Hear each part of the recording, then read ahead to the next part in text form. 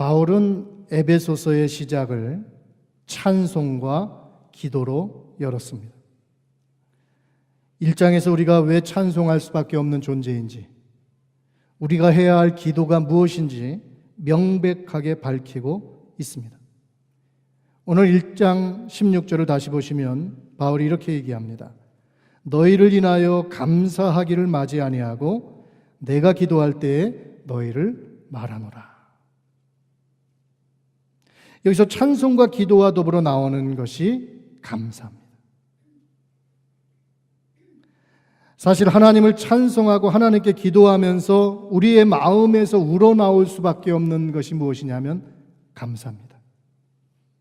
감사가 있어서 찬송하게 되고, 찬송을 하다 보면 또 감사가 나오게 되고, 감사가 있어서 기도하게 되면 기도 가운데 또 감사가 나오게 됩니다.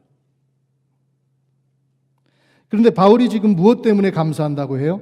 너희를 인하여 감사한다 그랬습니다.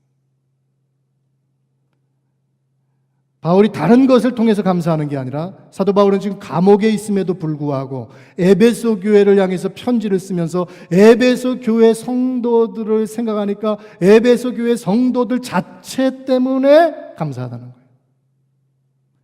그들의 믿음의 크고 작고의 차이가 아니에요. 그들이 봉사를 많이 하고 적게 하고의 문제가 아니에요.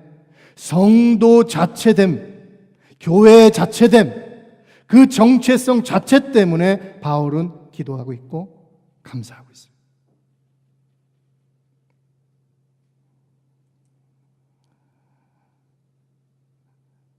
에베소 성도들이 하나님을 찬송하는 존재로 변화된 것, 그것 때문에 그는 감사하고 있습니다. 사실 우리는 어떤 조건이 있어야지만 감사하기가 쉽습니다. 그러나 바울은 성도 자체 때문에 감사합니다. 바울은 성도를 우리라고 불렀고 교회라고 불렀습니다. 이 성도와 우리와 교회라는 존재가 얼마나 존귀한 것인지 알았기 때문에 그는 감사하고 있어요. 그 자체로 감사하고 있는 거예요. 우리 아이들을 키울 때에 우리 아이들이 잘해야지만 감사한다면 그 부모는 뭔가 문제가 있습니다. 그 아이가 못해도, 그 아이가 연약해도 그 아이 존재 자체로 감사할 때 행복한 가정이 됩니다. 하나님 우리 보실 때 우리 연약한 게 얼마나 많아요. 하나님 잣대에 마음에 들 사람이 과연 누가 있어요? 아무도 없죠. 바울이 지금 그걸 보고 있는 거예요. 우린 옆에 있는 분을 볼 때 외모로 보기 쉬워요. 교회 안에서도 이 사람은 열심히 있고 이 사람은 열심히 없고, 그런 걸로 다 우리가 사람을 판단하기 쉬워요. 그런데 바울은 성도 자체로 감사하고 있어요. 할렐루야. 옆에 분 보세요. 감사합니다. 한번 인사하세요. 진심으로 하세요. 진심으로. 감사합니다. 감사합니다. 정말 우리가 서로 어떤 외적인 모습이 아니라 예수 안에서 성도된 그 모습 자체 때문에 감사하는, 바울이 지금 그런 에베소 교회를 잘 알고 있습니다. 3년 동안 가장 오랜 사역을 한 교회입니다. 그들의 약점과 장점을 다 알고 있어요. 근데 그런 거 얘기 안 하고 성도 자체 때문에 감사하고 있어요. 이제 바울은 2장에서 왜 우리 성도가 감사해야 하는 존재인지, 그 정체성이 과연 무엇인지 좀 더 구체적으로 다룹니다. 저와 여러분은 왜 하나님께 감사합니까? 우리도 그것 때문에 감사해야 되는데, 바울은 오늘 4가지 때문에 감사해요. 오늘 이 아침에 이 바울이 감사한 4가지가 저와 여러분의 감사가 되기를 주님의 이름으로 축원합니다. 그러면 첫 번째 감사는 뭘까요? 우리의 과거를 알면 감사할 수밖에 없습니다. 사랑하는 여러분, 저와 여러분의 과거가 어떠했습니까? 우리는 과거에 어떠한 존재였습니까? 2장 1절 말씀을 보세요. 그는 허물과 죄로 죽었던 너희를 살리셨도다. 이 2가지를 얘기합니다. 허물과 죄로 죽었었다. 허물과 죄가 앞에 있고 그 결과가 죽었던. 그래서 여기서 죽었던이라는 말씀은 육신적인 죽음을 얘기하는 게 아니라 영적으로 죽은 상태를 얘기해요. 허물과 죄로 말미암아 영적으로 죽었던 우리를 살리셨다. 우리의 과거가 어때요? 허물과 죄로 죽었던 상태였어요. 그 과거를 정확히 알게 되면 감사할 것밖에 없습니다. 이것이 모든 죄 아래에 있는 인간의 형편입니다. 여기서 허물은 파랍토마라는 헬라어인데, 이 파랍토마의 어원이 뭐냐면, 우리가 허물 그러면 저 사람은 좀 허물이 많아 그러면은 좀 약점이 있고 부족함이 많고 이런 정도로 우리가 허물에 대한 개념이 있는데, 원문을 보셔야 돼요. 원문의 허물은 뭐냐면 파랍토마란 말인데, 옆으로 떨어지다, 길을 잃다, 어디로 빠져들어가다, 그런 의미예요. 다른 말로 하면 타락했다, 그 말이에요. 타락하다. 그게 허물이에요.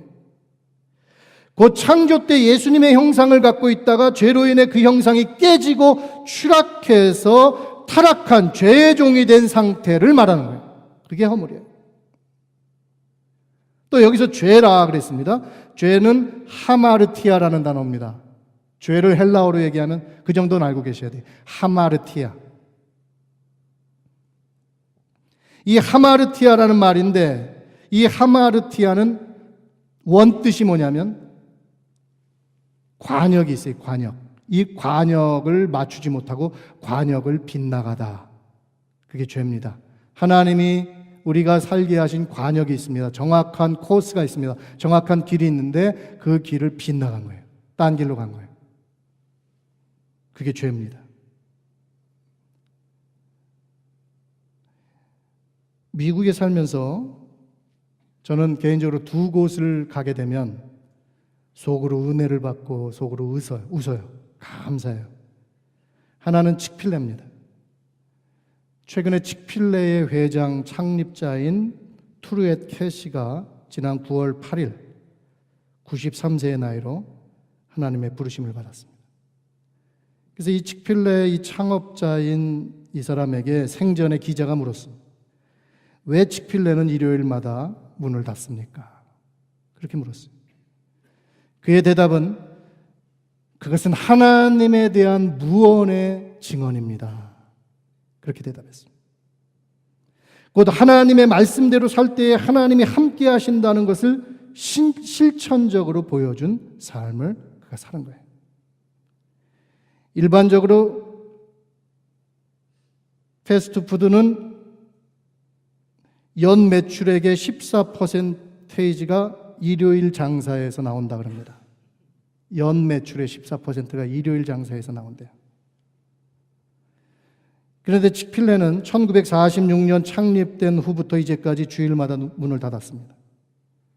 그럼에도 칙필레는 창립 후 지난 2013년까지 47년 동안 연 매출이 매년 증가해서 2013년 기준 워싱턴 DC를 비롯해서 40개 주에서 1,800개의 지점을 두고 50억 달러의 매출을 기록하고 있습니다. 2010년에는 한 점포당 매출액에서 패스트푸드 업계의 거인인 맥도날드를 제쳤다 그럽니다. 주일에는 문을 연 맥도날드는 한 점포당 매출액이 240만 달러였는데 칙필레는 270만 달러가 됐다 그래요. 칙필레 회사 입구에는 이런 비전 선언문이 적혀 있다 그럽니다. 우리에게 맡겨진 모든 것을 충실히 완수하는 청지기가 되어 하나님을 영화롭게 하고 칙필레와 관계되는 모든 사람에게 선한 영향력을 미치는 것. 그것이 그분들의 회사 설립의 목적이고 하나님의 원칙대로 하고 모든 설문조사에서 서비스업에서 1등입니다. 실제로 이익금을 선한 일을 하는데 많이 나누고 있어요. 종업원들에게 나누고 청소년들에게 나누고 최근에는 홀로 된 사람들에게 나누고 위기에 있는 가정들에게 나누고 그러다가 9월 8일 날 하나님의 부르심을 받아서 갔습니다. 그의 인생이 얼마나 아름다워요. 또 다른 한 곳에 가면 제가 은혜를 받아요. 어딜 것 같습니까? 맞추시는 분에게 선물을 드리고 싶은데. 예? 인앤아웃. 인앤아웃은 저쪽 서부 쪽에 있어가지고 제가 잘 먹어요. 타겟에 가면 은혜 받아요. 타겟이 관역이잖아요. 근데 거기 가면 하마르티아가 생각납니다. 관역을 벗어나다. 죄가 근데 놀랍게도 그 타겟의 색깔이 무슨 색이에요? 빨간색이에요. 죄가 생각나면서 빨간색을 보면 예수님의 보혈이 생각나요. 그리고 그 입구에 들어가면 공을 크게 돌로 만들어서 이렇게 만들어 놓고 그 다음에 들어가면 들어가도 온통 빨개요. 타겟은. 이 타겟 들어가면 저는 은혜 받아요. 물건은 별로 안 삽니다. 타겟 들어가서 은혜 받으세요. 사랑하는 여러분, 이처럼 저와 여러분 아닌 모든 인간은 타락과 죄로 말미암아 죽었던 자들이에요. 죽었던 자들.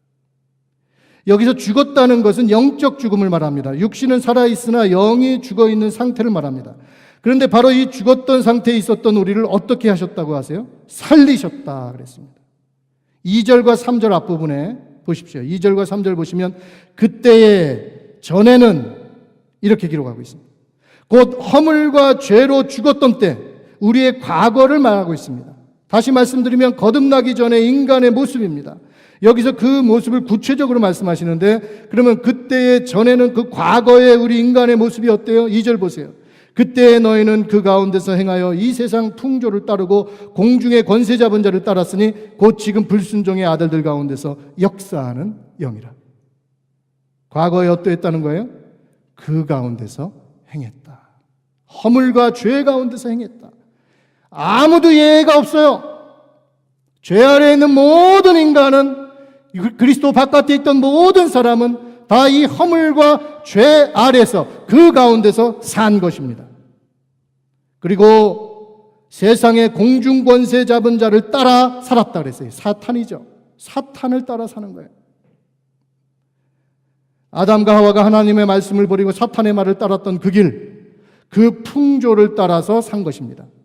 그 사탄이 지금도 불순종의 아들들 가운데서 역사한다. 성경이 이렇게 말씀하고 있어요. 불순종은 아직 그리스도를 영접하지 않은 사람들의 상태를 얘기하죠. 3절 말씀을 보십시오. 전에는 그럽니다. 전에는 우리도 다 그 가운데서 우리 육체의 욕심을 따라 지내며 육체와 마음에 원하는 것을 하여 다른 이들과 같이 본질상 진노의 자녀이었더니. 여러분 잘 보세요. 과거의 우리의 모습을 성경은 이렇게 말씀하고 있어요. 2절에서는 공중권세 잡은 자를 따랐던 삶이고 3절에서는 육체의 욕심을 따라 산 삶이고, 그러니까 밖으로는 사탄을 따라 살고 안으로는 내 욕심대로 산 것이 그리스도 바깥에 있을 때, 죄 아래에 있을 때의 우리의 모습입니다. 곧 자신의 욕심과 주장대로 스스로 왕노릇하며 살았습니다. 그러므로 허물과 죄로 죽었을 때 곧 인간은 안팎으로 하나님의 왕되심을 거부하고 산 거예요. 자, 이런 상태에 있는 과거의 우리에 대해서 한마디로 성경이 뭐라고 진단하십니까? 뭐라고 말씀하십니까? 본질상 진노의 자녀였다. 저와 여러분이 그리스도 바깥에 있을 때 하나님 앞에서 창조된 자녀였는데 타락함으로 말미암아 본질적으로 진노의 자녀로 추락한 거예요. 그것이 죄 아래에 있는 인간의 모습이에요. 너나 할 것 없이 전부 다 인간의 모습이 그런 겁니다. 그러므로 저와 여러분도 다 진노의 자녀였다는 것을 잊어버려서는 안 됩니다. 잊지 않으면, 진노의 자녀였었다는 걸 기억하고 있으면 우리에게 나오는 것은 감사밖에 없어요. 찬양밖에 없어요. 그런데 그걸 잊어버리면 감사가 사라지는 거예요. 내 과거를 제대로 알면 현재 감사할 수밖에 없어요. 감사와 찬양과 기도가 마음 깊은 곳에서 나올 수밖에 없는 것입니다. 과거를 잊지 않으므로 감사가 넘치는 저와 여러분의 삶이 되기를 주님의 이름으로 축원합니다. 첫째는 우리의 과거를 알면 감사할 것밖에 없습니다. 두 번째는 우리의 현재를 알면 감사할 것밖에 없습니다. 오늘 본문의 말씀이 그거예요. 이처럼 본질상 진노의 자녀였던 우리, 곧 하나님의 진노로 멸망할 수밖에 없었던 우리에게 무엇이 임합니까? 4절 말씀을 보세요, 여러분. 진노의 자녀인 우리에게 무엇이 임해요? 놀랍게도 4절에 보면 긍휼이 풍성하신 하나님이 우리를 사랑하신 그 큰 사랑을 인하여 하나님의 큰 긍휼이 임했다는 거예요. 하나님의 큰 사랑이 임했다는 거예요. 그 결과가 뭡니까? 허물로 죄로 죽었던 우리를 살리신 거예요. 여러분, 진노의 자녀에게는 뭐가 임해야 돼요? 진노가 임해야 되는 거예요. 본질상 진노의 자녀였던 우리에게는 하나님의 진노밖에 내릴 게 없는 거예요. 그런데 진노는 안 오고 긍휼과 감당할 수 없는 사랑이 임했다 그래요. 그럼 진노는 어디 갔습니까? 하나님 진노를 취소하셨습니까? 아니에요. 이스라엘 백성이 출애굽에서 나올 때 바로가 안 내보내주니까 9번의 재앙이 임하죠. 9번의 재앙이 계속해서 임하는데도 불구하고 바로의 마음이 강팍해지고 또 하나님이 더 강팍하게 만드셔서 안 놔줍니다. 조금 풀리면 안 놔줘요. 다시 잡아요. 그래서 하나님께서 너가 나의 장자를 붙잡고 있기 때문에, 하나님은 지금 이스라엘 아브라함과 이삭과 야곱의 12아들 그들이 70명이 애굽에 내려가서 200만 명이 400년 만에 돼서 출애굽하는데, 하나님의 계획은 이 아브라함의 후손이 이스라엘 백성을 뛰어넘어서 이제 모든 열방, 모든 민족을 구원하시려는 거예요. 그래서 이스라엘이 하나님께는 장자입니다. 그런데 이 장자를 출애굽시키려고 그러는데 붙잡고 바로가 안 놔주니까 하나님 뭐라고 그러는지 아세요? 너가 나의 장자를 잡고 안 놔주기 때문에 너의 장자를 치겠다. 그래서 마지막 10번째 재앙으로 애굽의 장자들을 치는 거예요. 첫 소산을 치는 거예요. 첫 가축의 첫째까지 다 쳐요. 그러니까 애굽 사람들이 머물는 그 밤에 죽음의 사자가 밤에 와서 이 첫 장자들을 치니 각 집마다 무슨 일이 벌어져요? 대성통곡이 일어납니다. 탄식과 슬픔과 비명과 말할 수 없는 하나님의 진노로 말미암아 그들이 울부짖어요. 근데 옆에 있는 고센 땅에는, 이스라엘 백성들이 머물고 있는 땅에는 평화가 있습니다. 거기도 죽음의 사자가 넘어오는데 전혀 통곡이 없습니다. 성경에 보면 개 한 마리도 혀를 움직이지 아니했다 그랬어요. 애굽 땅에는 사람들이 울고 부짖으니까 얼마나 주위의 사람들이 같이 우니까 그 동네의 개들도 다 울어요. 제가 키르기스탄 갔더니 밤에 얼마나 동네의 개들이 우는지 잠을 못 잘 정도로 개들이 울더라. 그런데 이스라엘 땅에는 개가 혀를 움직이지 않았다. 성경에 그렇게 기록되어 있어요. 그러니까 얼마나 평화가 있고 얼마나 은혜가 있고 얼마나 감격이 있는지.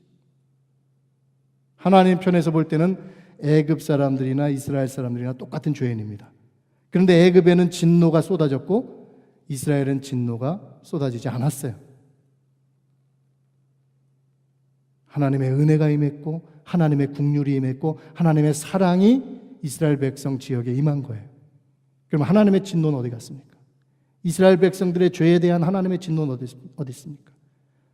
너희가 가족 숫자대로 어린 양을 잡아서 그 피를 문설주와 문주방에 발라라. 그러면 내가 그것을 보고 넘어가리라, 패스오버하리라. 그게 유월절이죠.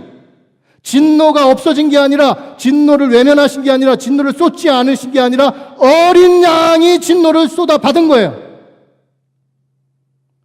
지금 3절까지 진노의 자녀인 우리에게 4절에서 쏟아져야 될 진노가 오지 아니하고 하나님의 큰 긍휼과 하나님의 큰 사랑이 온 것은 예수 그리스도의 십자가 위에 하나님이 진노를 쏟으셨기 때문에 우리에게는 반대로 긍휼이 온 거고 우리에게는 반대로 사랑이 온 거예요. 내가 잘났기 때문이 아니죠. 하나님의 은혜죠.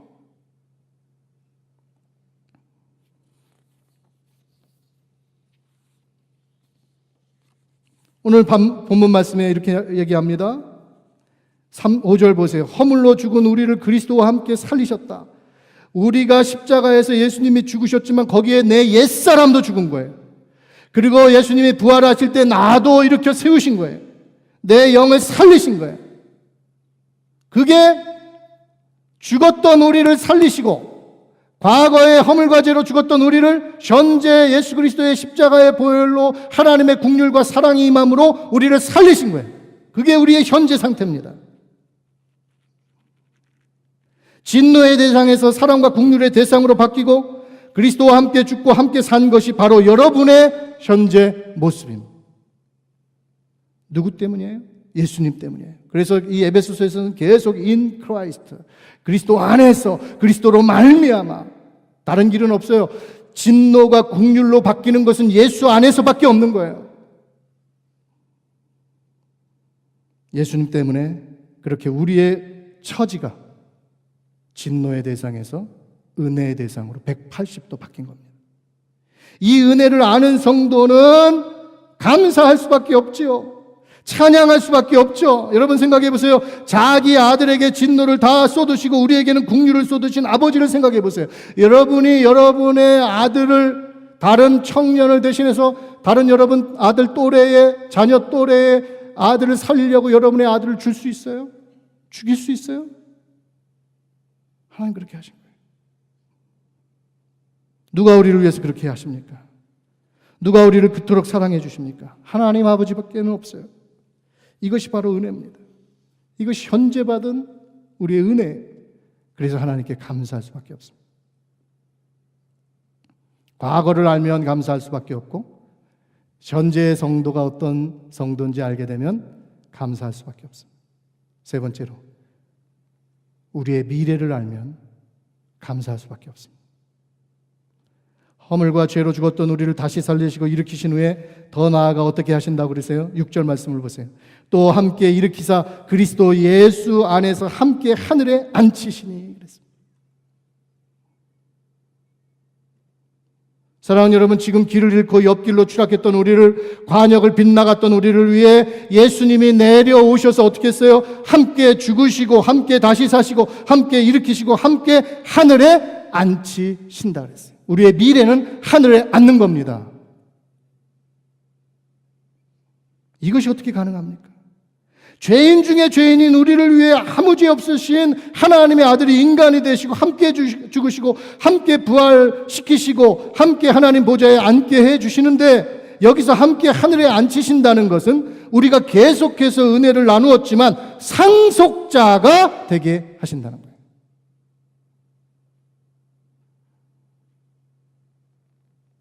지난번에도 말씀드렸지만 세계 최고의 부자의 아들이 그 아버지의 상속권을 다 갖고 있잖아요. 그런데 그 아들이 보니까 저 밑에서 온갖 범죄와 온갖 죄를 다 짓고 있는 사람이 있는데 그 사람한테 내려가서 그 사람을 데리고 와서 자기 테이블 옆에 앉히고 상속권을 나눕니다. 50% 나눠갔죠. 예수님 지금 그렇게 하시는 거예요. 저와 여러분이 그렇게 할 수 있어요? 저와 여러분이 부모로부터 상속권의 엄청난 상속을 받는다면 아무 연고도 없고 세상에 정말 부조리로 가득한 사람 데려다가 내 상속권 나눠줄 테니까 가져가십시오 사인할 수 있어요? 절대 안 하시죠. 절대 못하죠. 주님이 지금 그걸 하신 거예요. 주님이 하늘에서 내려오셔서 우리 대신 죽으시고 우리를 함께 일으키시고 함께 하나님 보좌에 앉히신다는 것은 상속권을 나눠주시는 거예요. 상속권을 양도하시는 거예요. 그걸 사인해 주시는 거예요. 그게 복음이에요. 그게 미래의 우리의 모습이에요. 미래에 우리가 궁극적으로 받을 특권이에요. 본질상 진노의 자녀였던 우리가 그리스도 안에서 하늘에 앉아서 공동 상속권을 갖게 되는 것입니다. 여러분, 이것을 어떻게 감당하시겠어요? 이 진정한 복음을 알면 어떻게 성도가, 어떻게 목사가 이 세상 것에 더 미련을 두고 이 세상 것에 연연하고 이 세상 것이 다인 줄 알고 삽니까? 아니죠. 자유하게 되죠. 바울처럼 일체의 비결을 배우게 되는 거죠. 욥처럼 하나님이 가져가시면 하나님 주신 분도 하나님이요 거두신 분도 하나님이요라고 고백할 수 있어야 되죠. 이 세상 삶에 자유함이 있는 거예요. 일체의 비결을 배우는 거예요. 부하면 부하게 하시는 대로, 가난하면 가난하게 하시는 대로 자유하는 거예요. 그러나 성도의 특권, 성도의 과거, 현재, 미래를 제대로 모르면 세상에 연연하게 됩니다. 복음이 변질됩니다. 기복신앙으로 추락합니다. 오직 예수님의 말할 수 없는 희생과 섬김과 은혜로 진노의 대상에서 상속자가 된 것인데 이제 우리의 삶 속에서 더 이상 복음을 값싸게 만들어서는 안 돼요. 나를 상속자로 만드시기 위해서 예수님이 생명을 내고는 가장 비싼 대가를 치렀는데 그게 복음인데 값싼 은혜, 값싼 복음으로 우리가 그것을 대해도 안 되고 우리 삶 속에서 그렇게 살아도 안 돼요. 우리 삶을 통해서 복음이 값비싼 것임을, 내가 아주 값비싼 존재인 것을 증명해 내셔야 돼요. 그게 신앙생활이에요. 저와 여러분을 그리스도 안에서 함께 하늘에 앉히시는 그 영광을 바라보면 감사할 것밖에 없습니다. 사랑하는 여러분, 요한계시록 4장과 5장에 우리가 그토록 사모하는 천국의 모습이 등장합니다. 그런데 4장에 보면 먼저 보좌가 있습니다. 거기에 하나님의 영이 앉아 계셔요. 아버지 하나님이 앉으셨다 그랬어요. 그리고 그 다음에 보면은 그 보좌 둘레로 24개의 보좌가 있는데 거기 24장로가 앉아 있다 그랬습니다. 24장로는 구약의 12지파, 신약의 12사도의 모습이에요. 그러니까 구약의 구원받은 하나님의 백성, 신약의 구원받은 하나님의 백성을 대표하는 사람들이 24장로입니다. 하나님이 자기 옆에 그리스도를 앉히시고 그 주위에 누구를 앉히셔요? 구원받은 하나님의 백성을 앉히셔요. 천군 천사가 아니에요. 하나님의 구원받은 백성을 앉히셔요. 저와 여러분을 예수님 옆에 앉히시는 거예요. 그게 구원이에요. 그게 미래의 우리의 모습이에요. 진노의 자녀였던 우리를 자기 수준으로 올리시는 거예요. 사울의 손자인 무비보셋이 아버지와 할아버지가 죽고 나서 사울의 권세가 다 무너진 다음에 비참하게 살 때 또 다리를 절뚝절뚝거리면서 살았잖아요. 그때 다윗이 그를 거두죠. 그리고 아침에 일어나서 나의 밥상에 와서 같이 먹자. 왕의 식탁에 초대합니다. 그래서 그 원탁에서 같이 식사를 합니다. 날마다 같이 식사합니다. 그때 무비보셋이 뭐라 그래요? 죽은 개와 같은 나를 왕이 돌보시나이까. 저와 여러분이 죄와 허물로 다 죽었던 자예요. 그런 존재예요. 그런데 하나님께서 예수님을 보내셔서 우리 대신 죽게 하시고 우리를 일으키시고 우리와 함께 하늘에 앉히셔서 하나님의 밥상 공동체의 테이블에 저와 여러분을 앉히시는 거예요. 그게 복음이에요. 그게 구원이에요. 그게 우리의 미래예요. 그래서 바울이 이게 보이니까, 바울은 3층천까지 갔다 왔던 사람, 바울은 그게 보이니까 뭐라 그래요? 내가 이 빌립보 감옥에 있는 것보다 빨리, 빌립보 썼을 때 감옥에 있는 것보다 내가 빨리 하나님께로 가고 싶다. 저도 천국을 묵상하면 빨리 하나님께로 가고 싶다. 근데 바울이 뭐라 그래? 여러분을 섬겨야 하는 일이 남아있기 때문에 내가 아직 여기 있다.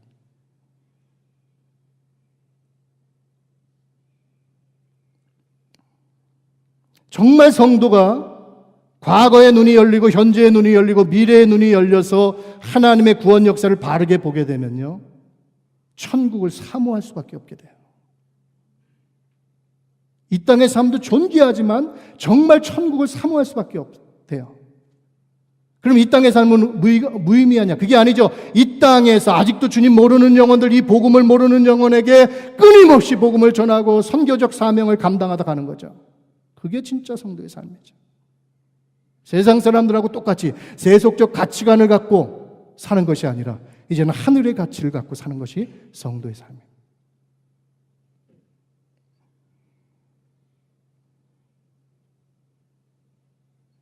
7절 말씀 보면 이는 그리스도 예수 안에서 우리에게 자비하심으로써 그 은혜의 지극히 풍성함을 오는 여러 세대에 나타내려 함이니라. 하나님께서 우리에게 이 엄청난 사랑을 베푸시는 것은 모든 오는 세대에게 하나님의 은혜의 지극히 풍성함을 알게 하시기 위함이다. 우리가 이걸 알게 됐죠. 또 다음 세대가 아는 거죠. 미래의 세대가 계속해서 하나님의 이 위대한 구원을 보게 되는 거죠.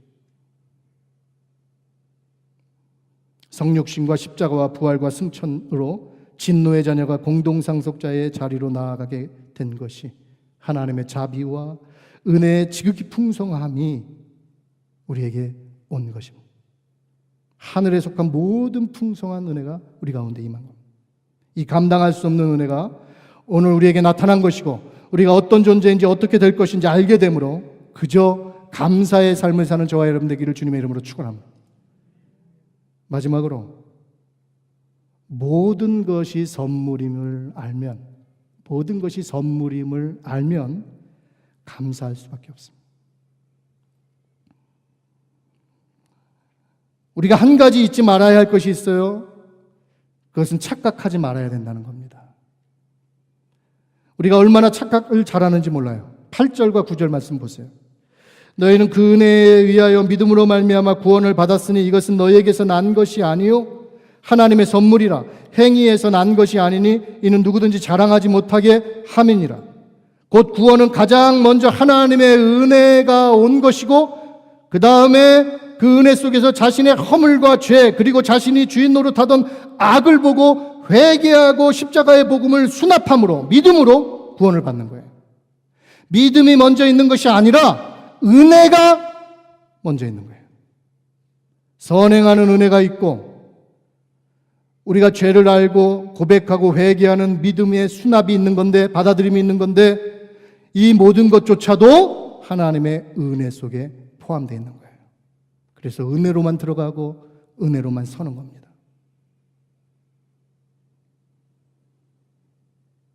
이것이 모든 은혜 속에 있는 하나님의 구원의 과정인데 이것을 한마디로 무엇이라고 말씀하세요? 하나님의 선물이라 오늘 말씀하십니다. 하나님의 선물이라. 그래요 여러분, 구원은 감당할 수 없는 하나님의 선물입니다. 그런데 하나님께서 이처럼 우리에게 구원을 주실 때 은혜와 믿음으로 선물을 주신 이유가 무엇이에요? 이유를 분명하게 선물이라고 말씀하시면서 그렇게 선물로 주시는 이유가 뭐라고 말씀하세요? 누구든지 자랑하지 못하게 함이니라.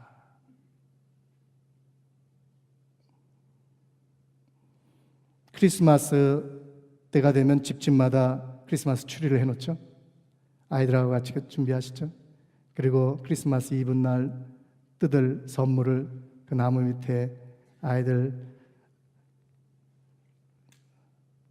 시크릿으로 어떤 선물인지 모르게 포장해서 다 내려놓으면 아이들은 늘 그 선물을 기대합니다.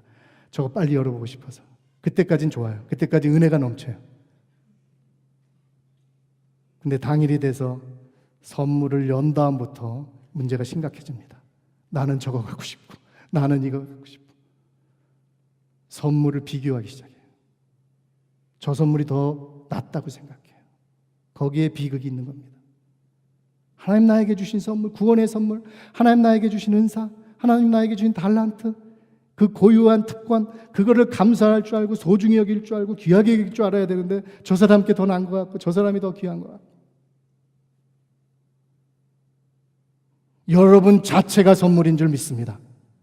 그 선물을 귀하게 여기실 줄 알아야 돼요. 하나님이 은혜와 믿음으로 구원을 선물로 주신 것이 뭐라 그랬어요? 누구든지 자랑하지 못하게 함이라 그랬습니다. 부족한 종이 복음을 제대로 알지 못했을 때 나타났던 모습이 바로 이거예요.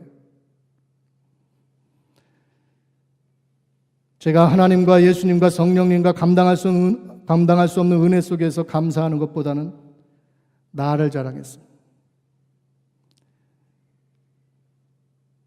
나중에는 기도하는 것도 자랑합니다. 전도하는 것도 자랑합니다. 하나님 말씀 아는 것도 자랑합니다. 제가 그 유혹에 얼마나 빠져 있었는지 몰라요. 지금도 빠져 있어요.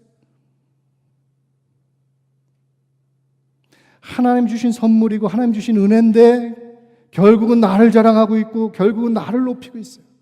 그게 우리의 죄성이에요. 나의 모습이에요.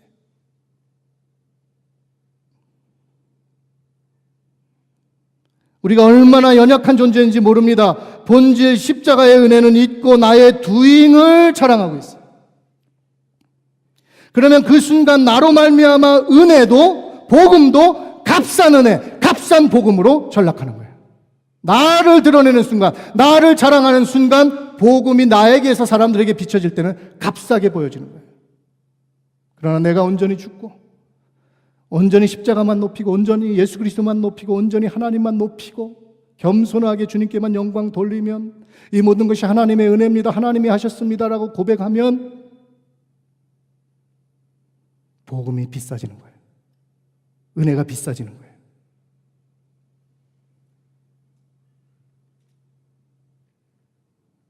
어떤 사람은 가짜 갖고도 진짜처럼 보이게 하는 사람이 있고, 그렇죠?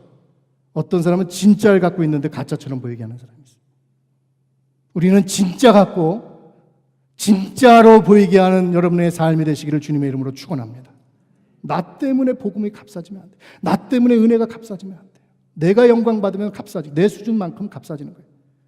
그러나 하나님께 영광 돌리고 하나님만 높여드리면 그 복음과 은혜의 가치는 끝이 없는 겁니다. 사람들이 거기 감격하죠. 그러면 이제 이 감당할 수 없는 은혜와 사랑을 입은 우리가 어떻게 살아야 됩니까? 10절 말씀 보세요. 우리는 그가 만드신 바라 그리스도 예수 안에서 선한 일을 위하여 지으심을 받은 자니 이 일은 하나님이 전에 예비하사 우리로 그 가운데서 행하게 하려 하심이라. 자, 2절에도 그 가운데서 행한다라고 나왔고 10절에도 그 가운데서 행한다. 2절에 그 가운데서 행한다는 죄악과 허물 가운데서 행하는 거고, 공중권세 잡은 자를 따라가면서 행하는 거고, 10절에서 그 가운데서 행하는 거는 하나님의 복음 안에서, 은혜 안에서, 하나님의 말할 수 없는 자비 안에서 새로운 선한 일을 행하면서 사는 삶을 얘기합니다.